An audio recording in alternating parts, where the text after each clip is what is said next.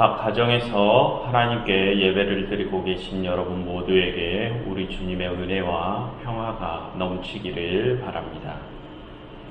예수님께서 고향에서 배척을 받으시는 오늘의 본문의 내용은 마태복음, 마가복음, 누가복음 이 세 공관 복음서에 모두 기록되어 있습니다. 이전에 우리는 누가복음에 기록되어 있는 본문을 한번 살펴본 적이 있습니다.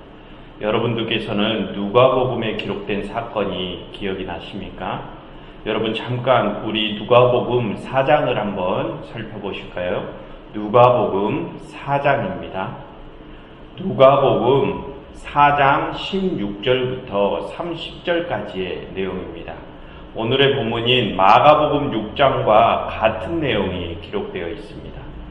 여러분 예전에 우리가 이 누가복음의 본문을 살펴볼 때 이 본문이 전해주고자 하는 누가복음의 본문이 전해주고자 하는 메시지가 무엇이었습니까? 기억이 나십니까?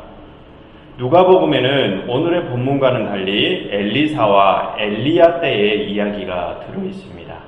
누가복음에서는 예수님을 배척하는 고향 사람들에게 예수님께서 엘리사와 엘리야 때 구원을 받은 이방 사람들의 이야기를 들려주셨습니다.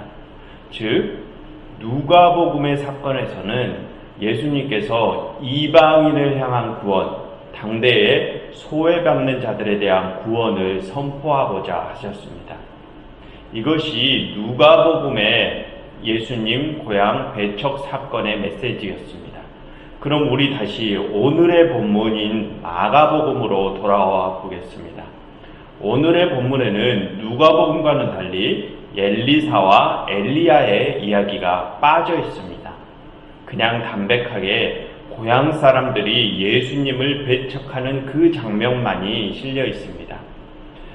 누가복음과 마가복음의 본문의 내용이 차이점을 드러내고 있습니다. 여러분 그렇다면 마가복음에서 이 본문은 과연 어떠한 메시지를 담고 있는 것일까요? 오늘은 이 마가복음이 전하고자 하는 예수님 고향 배척 사건에 관하여 한번 살펴보도록 하겠습니다. 여러분 지난주까지 우리는 2주에 걸쳐서 요나와 관련된 이야기를 살펴보았습니다. 그 이야기를 살펴보면서 우리는 광대하신 하나님, 그 하나님을 접할 수 있었습니다. 지난 2주의 말씀을 통해서 하나님께서는 온 세상을 향한 구원 계획을 가지고 계심을 알 수 있었습니다. 예수님께서는 자신과 충돌을 일으키고 있는 바리새인과 서기관들에게 하나님의 그 광대하신 마음을 알려주셨습니다.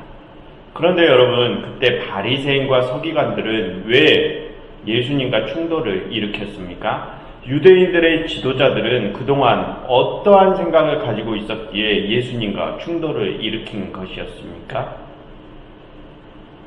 그들은 메시아가 자신들을 위한 메시아일 것이라 생각을 하였습니다. 유대인들 자신들을 중심으로 활동하는 메시아일 것이라 생각을 하였습니다. 유대인들의 지도자들은 그러한 이념과 종교관을 가지고 있었기 때문에 그들이 기대하는 메시아는 자신들의 법규와 규례를 지키며 자신들의 행동 양식에 맞추는 메시아여야만 하였습니다. 즉 메시아를 자신들의 종교관에, 유대인들의 종교관에 귀속시켜버릴 것입니다. 그럼 어떤 이들은 이러한 사실들을 가지고 이렇게 말씀하실 수 있습니다. 아니 그들이 가진 종교관, 즉 이스라엘의 법규와 규례는 하나님께서 제정해 주신 것 아닙니까? 하나님께서 제정해 주셨는데 그것이 잘못된 것입니까? 메시아가 하나님께서 만들어 주신 법규를 따르는 것이 잘못된 것입니까? 이렇게 물으실 수 있습니다. 맞습니다. 이 질문대로라면 메시아는 하나님께서 제정해 주신 그 법규를 따라야 하는 것이 맞습니다. 그런데 문제는 하나님께서 이스라엘에게 제정해 주신 그 법규를 이스라엘이 과연 올바르게 해석을 했느냐, 이것이 문제입니다. 만약 하나님의 법규, 그 구약에 관한 올바른 해석론의 문제가 제기가 된다면 우리는 두 가지 선택지를 가질 수 있습니다. 첫 번째 선택지는 만약 유대인들이 올바른 해석을 하였다면 우리는 예수님과 신약을 버리고 유대교로 귀속을 해야 하는 선택지입니다.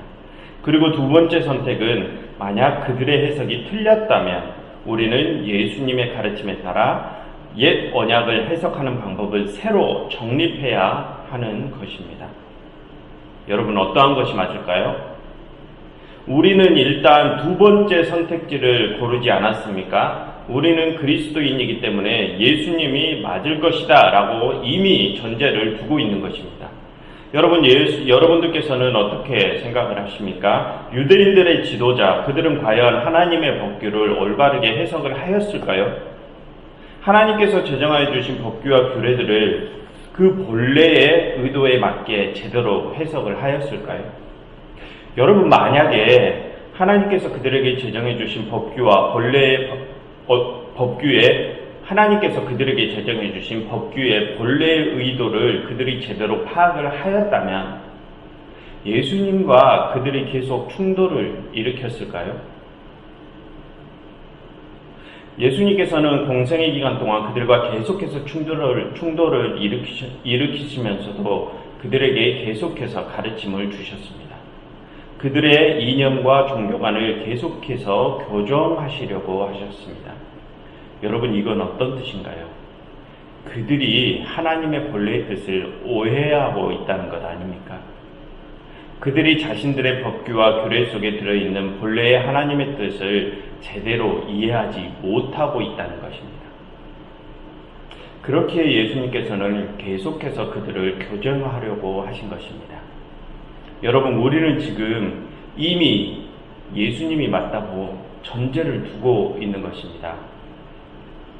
우리는 예수님을 메시아로 고백을 하고 우리가 고백하는 그 예수님께서 하나님의 말씀에 대하여 올바른 해석을 하고 있다고 이미 전제를 하고 있기 때문에 옛 언약에 관한 유대인들의 해석이 틀렸다고 우리는 말하는 것입니다. 그렇다면 여러분, 여기서 우리는 우리의 모습을 한번 곰곰이 돌아보겠습니다. 우리는 지금 예수님을 메시아라고 고백을 하고 그의 가르침을 따르기로 결심한 자들입니다. 우리는 이미 이 선택지를 택한 자들입니다. 그렇다면 여러분, 우리는 지금 우리가 선택한 예수님의 방식대로, 예수님의 가르침대로 하나님의 말씀도 받아들이고 있을까요? 여러분, 유대인들은 하나님과 옛 언약을 오해했습니다. 그래서 예수님과 계속해서 마찰을 일으켰습니다. 그렇다면 여러분, 우리는 어떨까요? 우리는 예수님을 이미 구원자 메시아로 고백한 자들인데, 그렇다면 우리는 지금 하나님의 옛 언약을 제대로 이해하고 있을까요? 아니면 우리 또한 이스라엘처럼 하나님의 옛 언약을 오해하고 있을까요?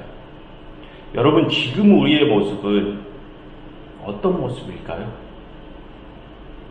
지금부터 우리는 오늘의 본문을 살펴보면서 우리의 모습을 한번 돌아보도록 하겠습니다. 여느 때와 마찬가지로 오늘의 본문을 살펴보기에 앞서서 전체적인 내용을 먼저 파악을 해보고 전체적인 구도 속에서 오늘의 본문을 구체적으로 조망을 해보도록 하겠습니다.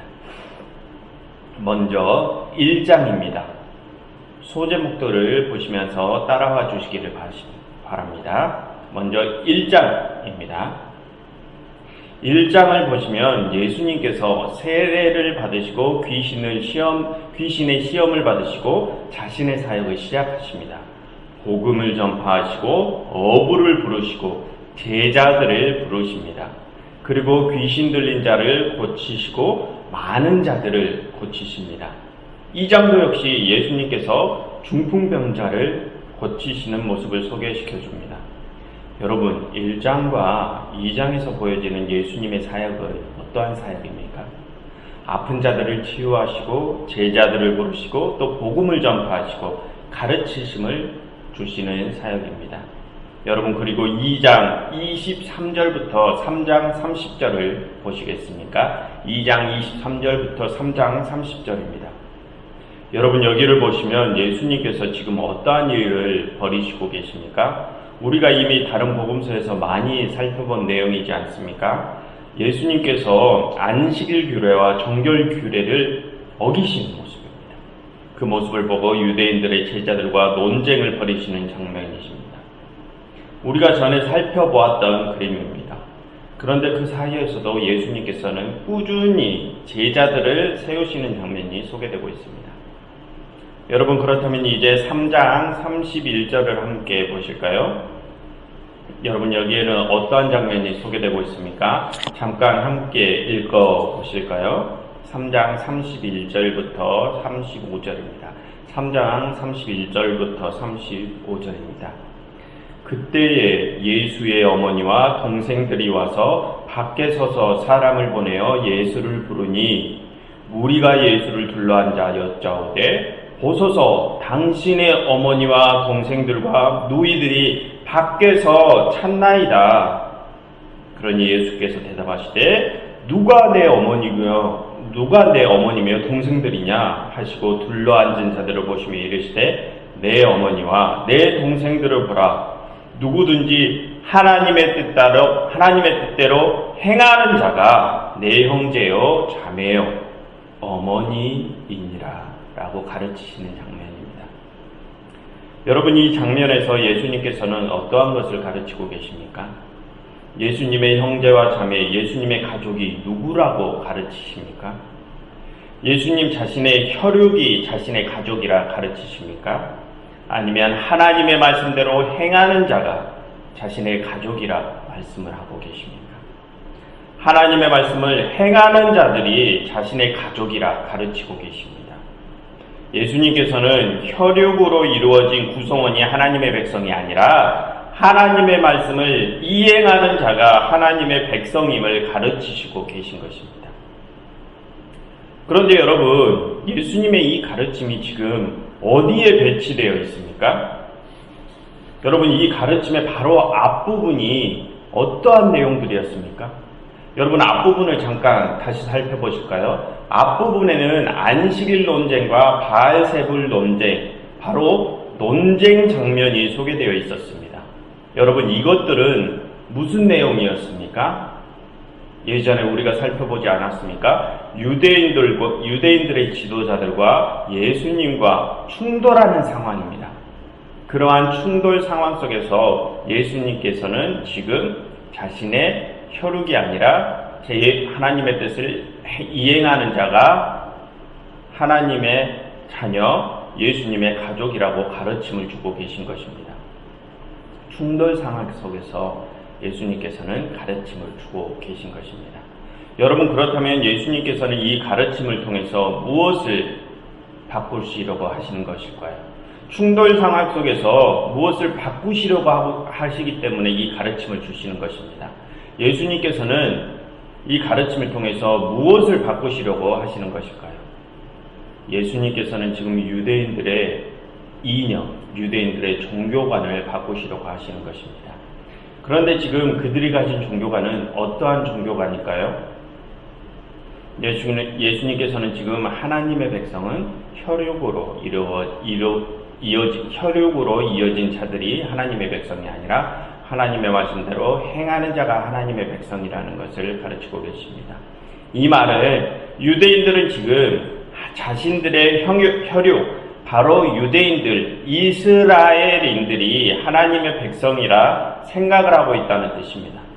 예수님께서는 지금 그 종교관을 교정하시려는 것입니다. 너희 이스라엘 사람들은 너희가 다 하나님의 백성이라고 생각을 하고 있지? 그것이 아니다. 하나님의 백성은 혈육으로 태어나고 이어지는 것이 아니다. 하나님의 백성은 그렇게 어떠한 특정한 그룹만을 가리키는 것이 아니다. 하나님의 백성은 하나님의 뜻을 행하는 자, 그 모두가 하나님의 백성이다. 이것을 그들에게 가르치시고 싶으신 것입니다. 여러분, 유대인들은 누가 하나님의 백성이라 생각을 했다고요? 유대인 자신들의 혈육으로 이루어진 자들 또는 유대인들이 중심이 되고 그 유대인들의 하나님을 받아들인 유대교인들을 하나님의 백성이라 생각을 했습니다. 여러분, 유대인들도 이방인이 하나님의 백성이 될 수 있다고는 생각을 했습니다. 그런데 여기서 중요한 것은 그들은 유대인들이 자신들이 중심이 되고 자신들 유대인들의 종교인 유대교를 통해서 하나님을 받아들인 이방인들이 하나님의 백성이 될 수 있다고 생각을 했다는 것입니다. 여러분, 이러한 종교관을 다른 시각으로 바라보자면 이것은 하나님이 중심이 되는 것이 아니라 유대인 자신들이 중심이 되는 모습입니다. 여러분, 이것을 잘 구분하셔야 됩니다. 유대인 자신들을 중심으로 자신들을 통해서만 모든 것이 이루어진다는 것입니다. 다른 방법으로는 하나님의 백성이 될 수 없다는 것입니다. 여러분, 그런데 예수님께서는 어떻게 가르침을 주시고 계십니까? 혈육을 통해서가 아니라 하나님의 뜻대로 행하는 자가 내 형제요 자매라고 가르치십니다. 꼭 유대인 그들을 통해서가 아니라 하나님의 뜻대로 행하는 자라면 그 누구나 예수님의 형제요 자매라고 교정을 시켜주시는 것입니다. 그들 유대인들은 지금까지 무언가를 착각을 하고 있었습니다. 그래서 예수님께서는 그것을 교정을 시켜주시는 것입니다. 다음 우리 4장 1절을 함께 보시겠습니다. 4장 1절입니다. 4장 1절에서는 예수님께서 다시 바닷가에서 가르치시니 라며 시작을 합니다.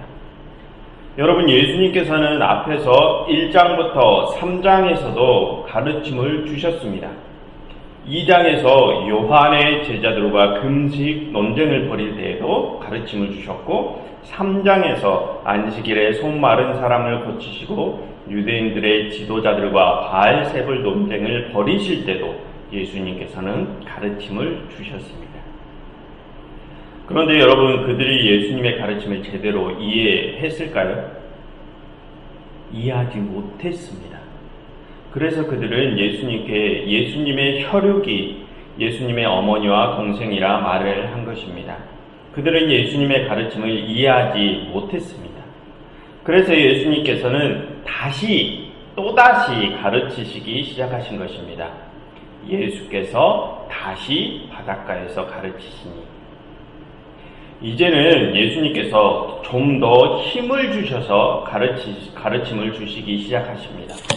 4장의 내용은 하나님 나라에 관한 가르침입니다. 4가지 땅에 떨어진 비유, 등불 비유, 자라는 씨 비유, 겨자씨 비유. 예수님께서는 뭔가 오해를 하고 있는 유대인들에게 하나님의 나라를 비유를 통하여 가르치고 계십니다. 그리고 4장 35절부터 5장까지에서는 여러 초자연적인 이적 형상들까지 보여주고 계십니다. 예수님께서는 풍랑까지 잠잠하게 하십니다.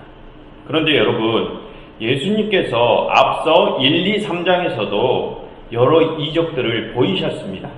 그런데 여러분, 이 4장과 5장에서 보이는 이적들은 앞서 1, 2, 3장에서 보이신 이적들보다 훨씬 강력해진 이적들입니다. 여러분, 이 5장의 이적은 예수님께서 대자연까지도 움직이시는 장면입니다. 예수님께서는 대자연의 풍랑까지 잠재우십니다. 여러분, 그리고 또 예수님께서는 귀신도 쫓으십니다. 여러분, 예수님께서는 앞서 1, 2, 3장에서도 귀신을 쫓으셨습니다. 그런데 이제는 그 귀신의 규모 또한 훨씬 커집니다. 여러분, 5장 9절을 한번 보시죠. 5장 9절입니다. 예수님께서 귀신에게 내 이름이 무엇이냐라고 묻습니다. 그러니 그 귀신이 무엇라고 대답을 합니까? 나의 이름은 군대다라고 대답을 합니다. 여러분, 그 군대의 수가 얼마나 됩니까? 5장 13절을 한번 보십시오. 그 군대의 수가 2,000마리나 됩니다. 여러분, 앞서 1, 2, 3장에서 소개된 귀신은 한 마리였다면 이제는 2,000이나 되는 군대 귀신입니다.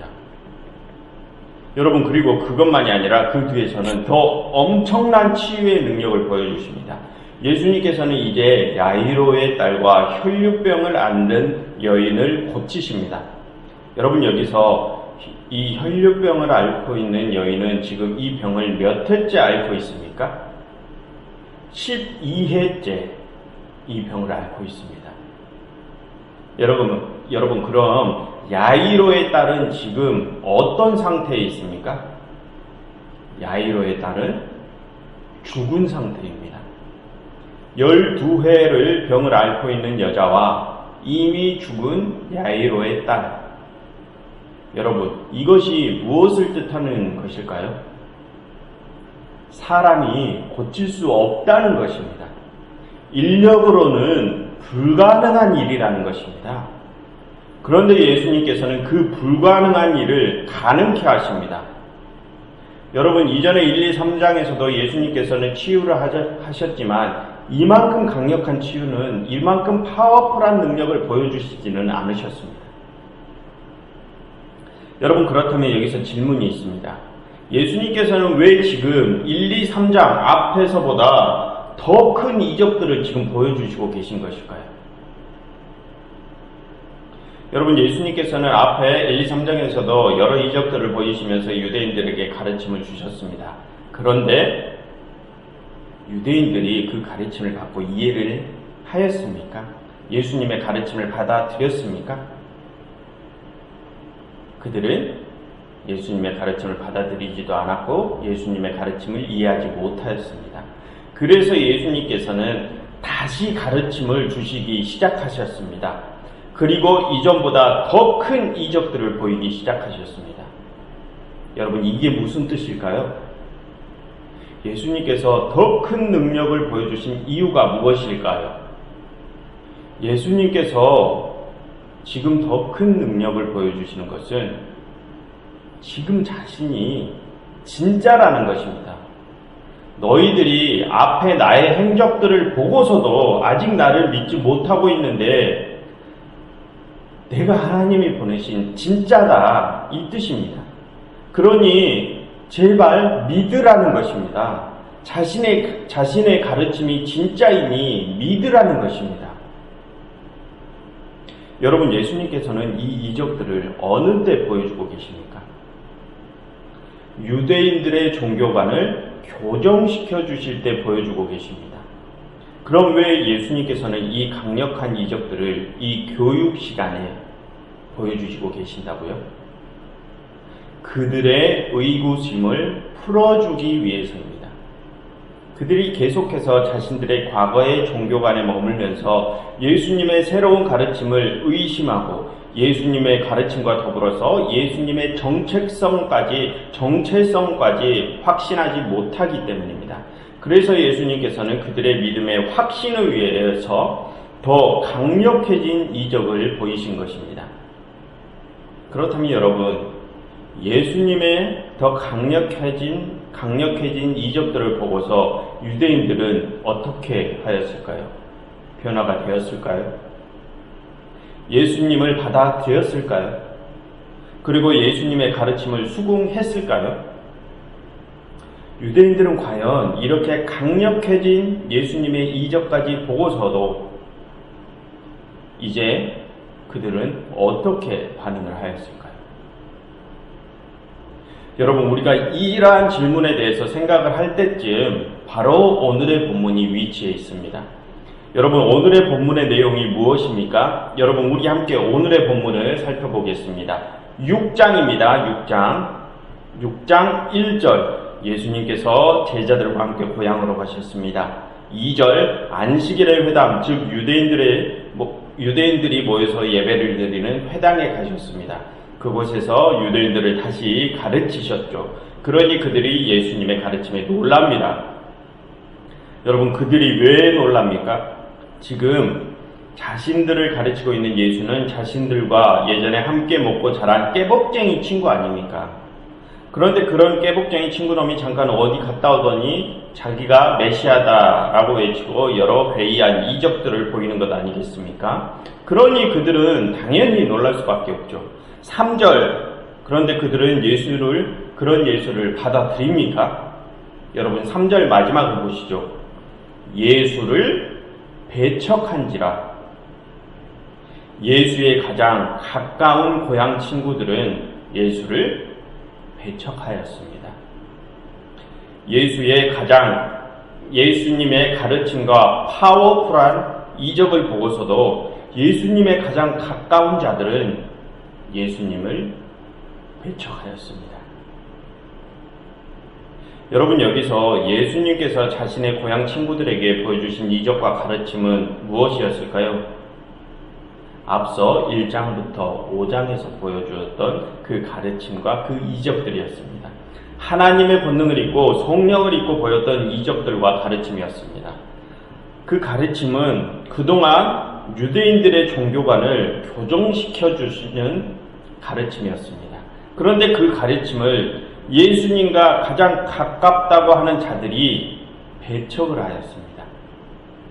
그래서 예수님께서는 4절처럼 선지자가 자기 고향과 자기 친척과 자기 집 외에는 존경을 받지 못함이 없느니라 라고 말씀을 하십니다. 여러분, 지금까지 흐름으로 보아서 예수님의 이 말씀이 무슨 뜻이겠습니까? 지금 예수님의 가장 가까운 자들이 진실을 받아들이고 있다는 뜻입니까? 아니면 그들이 지금 진실을 받아들이지 못하고 있다는 뜻입니까? 진실이 자신들 눈앞에 있는데도 예수님과 가장 밀접한 관계에 있다고 하는 자들까지도 그것을 알아차리지 못한다는 것입니다.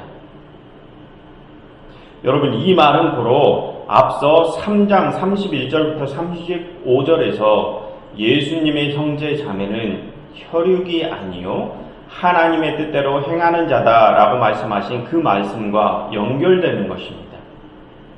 나와 가장 가깝다 말하는 자들도 그것이 혈육이라 할지라도 진실을 알아보지 못한다는 뜻입니다.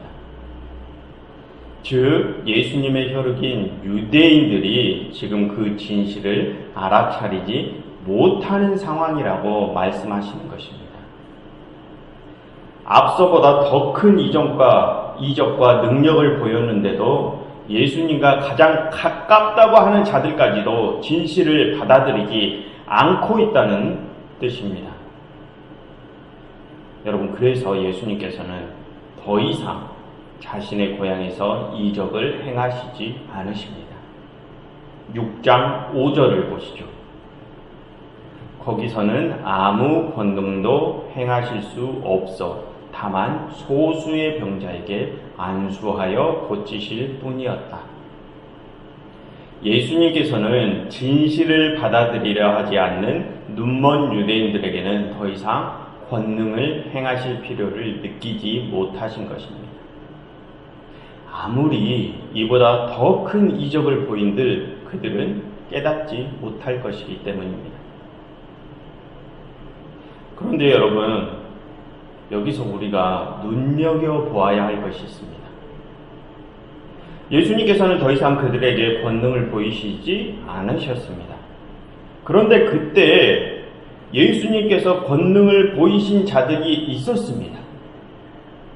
대부분은 진실을 보려 하지 않았기 때문에 예수님께서 권능을 행하시지 않으셨지만 그 와중에서도 예수님의 권능을 본 자들이 있었습니다. 여러분, 그들이 누구입니까? 소수의 병자들입니다. 아주 조금의 사람들만이 그 진실을 받아들였다는 것입니다. 여러분, 그리고 나서 예수님께서는 무슨 일을 하십니까? 여러분, 7절부터 13절을 보시죠. 7절부터 13절에서 예수님께서는 무슨 일을 행하십니까? 12제자를 파송하십니다. 여러분, 앞서서 예수님께서는 계속해서 치유하시고 이적을 보이시면서 가르치셨습니다. 예수님께서 무엇을 가르치셨습니까? 유대인들의 종교관을 교정시키셨습니다. 그런데 그들은 그것을 받아들였습니까? 받아들이지 않았습니다.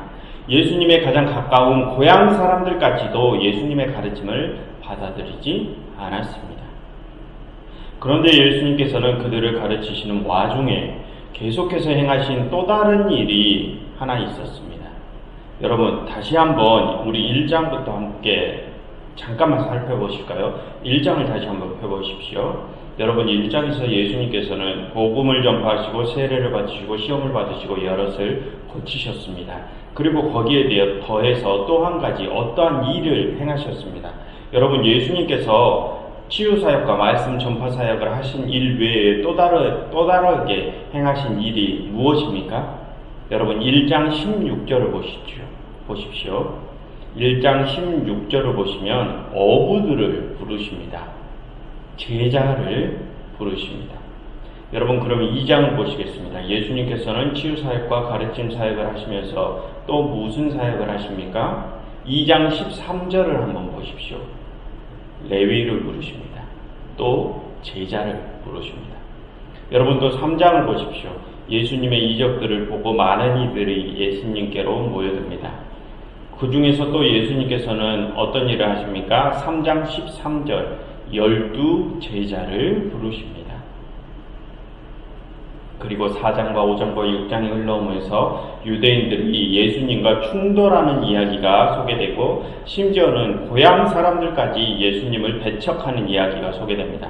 그렇게 수많은 유대인들이 예수님을 배척하는 일이 있고 난 후에 예수님께서 또 이 일을 하십니다.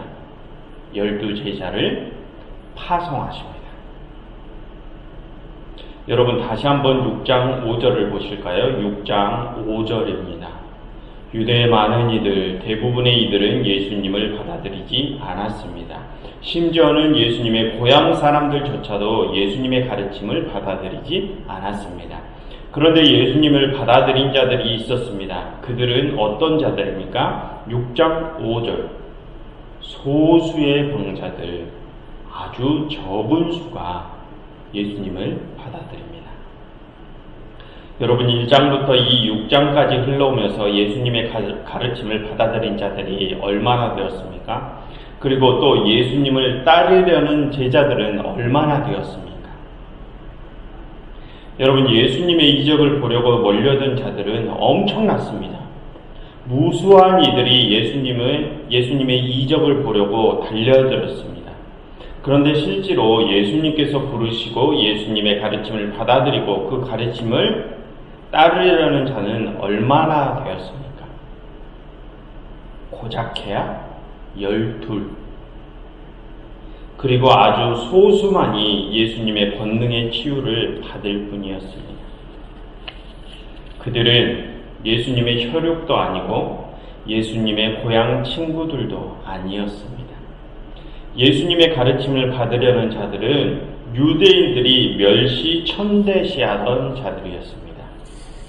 당시에 제일 하층민이었던 어부들, 유대인들로부터 왕따를 당하던 레위, 유대인들의 정결법상 부정한 자로 여겨졌던 병자들, 유대인들 사회에서 부정하다, 천하다 생각하는 자들, 예수님의 이적을 보려고 몰려들었던 무수히 많은 자들 중에서 아주 극소수뿐이었습니다. 그 소외된 아주 적은 소수만이 예수 그리스도께서 전해주시는 진실을 받아들이고 그 소수만이 하나님의 본래의 뜻을 알고자 하였습니다. 여러분, 과거 유대인들은 자신들이 하나님의 백성이라고 자부했습니다. 그들은 과거 하나님께 직접 말씀을 받았던 아브라함과 이삭과 야곱과 그리고 모세, 그들의 피를 이어받은 유대인들임을 자부했습니다. 그들은 그런 자신들의 혈육을 내세웠고 자신들의 정통성을 주장했습니다. 그들은 자신들의 정통성 안에서 자신들의 종교관을 성장시켜 왔습니다. 그리고 자신들이 세운 정통 안에서 하나님의 말씀을 해석했습니다. 그리고 시간이 흘러 하나님께서는 당신의 아들을 이 땅에 보내셨습니다. 하나님의 그 아들은 정통성을 자랑하는 유대인들에게로 향하셨습니다. 그리고 그들에게 진실을 알리셨습니다. 갖은 방법을 사용하셔서 그들을 교정시키려고 가르치셨습니다. 그런데 자신들이 세운 정통성을 자랑하던 유대인들은 자신에게 다가온 하나님의 아들을 의심하였고 배척하였습니다. 심지어는 예수님과 가장 가까운 자들까지도 예수님을 배척하였습니다. 여러분, 그들은 왜 예수님을 배척하였습니까?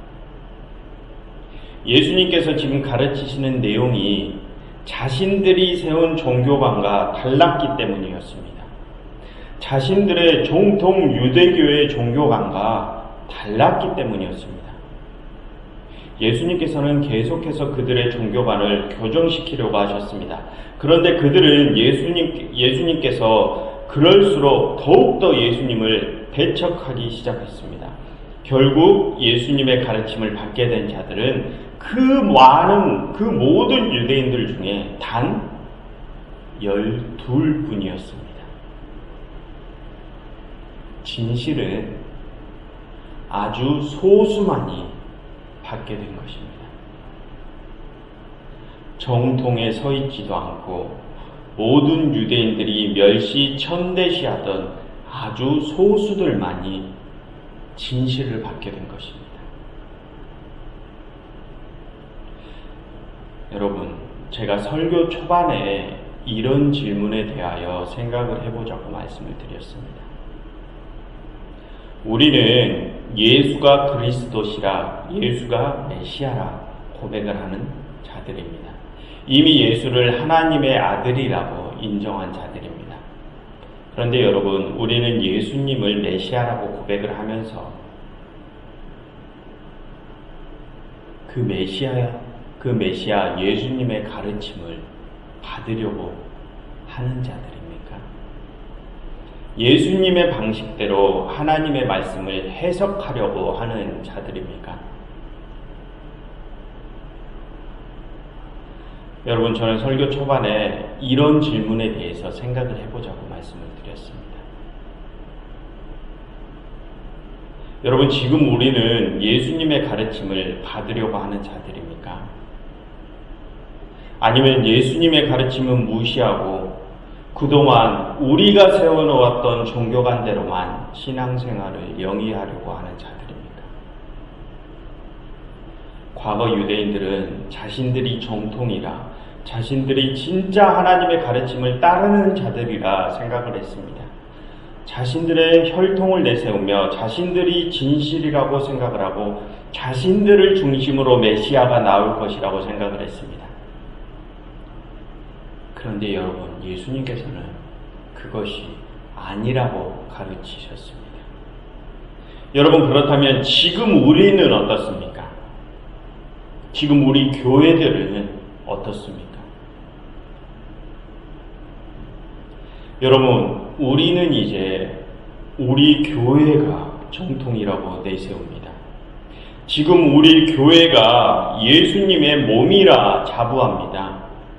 예수를 그리스도라 입으로 시인하고 있는 우리 교회가 예수님의 몸이고 예수님의 혈육이라, 예수님께 이어받은 정통이라고 자부를 합니다.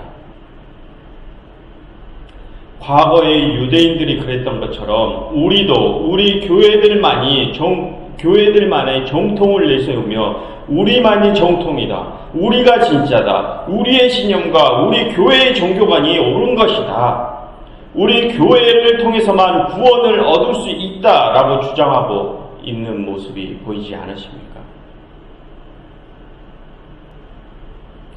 그런데 여러분, 오늘의 이야기에서 예수님께서는 무엇라 말씀을 하고 계십니까?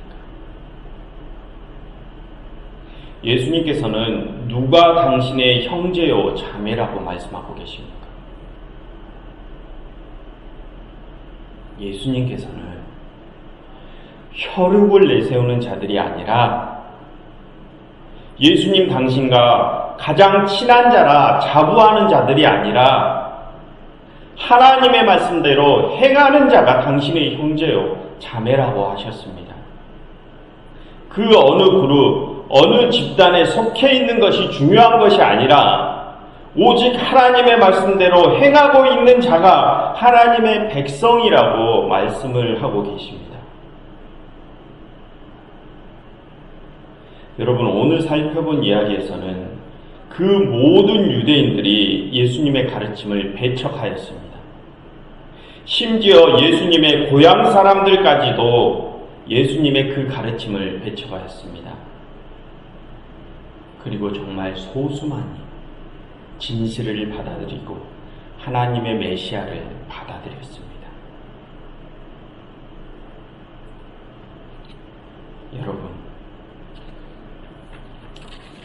여러분들께서는 어떻게 하시겠습니까? 내가 예수님의 혈육임을, 내가 정통임을 내세우는 자들이 되시겠습니까? 아니면 예수님의 진실된 가르침을 따르려는 정말 소수의 그 사람들이 되시겠습니까? 하나님의 사랑은 어느 한 민족, 어느 한 그룹에게만 향하지 않습니다. 하나님의 사랑과 하나님의 구원은 온 인류, 온 세상을 향하고 있습니다. 그 하나님의 사랑과 구원은 우리 교회에만 국한되어 있는 것이 아니라 온 세상, 온 피조물을 향하고 있습니다. 세상에 대한 사랑과 구원은 우리 교회가 이룬 것이 아니라 바로 예수 그리스도께서 이루신 것입니다. 우리 교회의 정통, 우리 교회의 가르침이 진실이 아니라 예수 그리스도의 가르침이 진실입니다. 교우 여러분들께서는 오직 진실인 예수 그리스도의 가르침을 받아들이시는 소수가 되시겠습니까? 아니면 혈육과 정통을 내세우며 예수님을 배척하였던 예수님의 고향 친구들이 되시겠습니까? 성령 하나님께 간절히 바랍니다.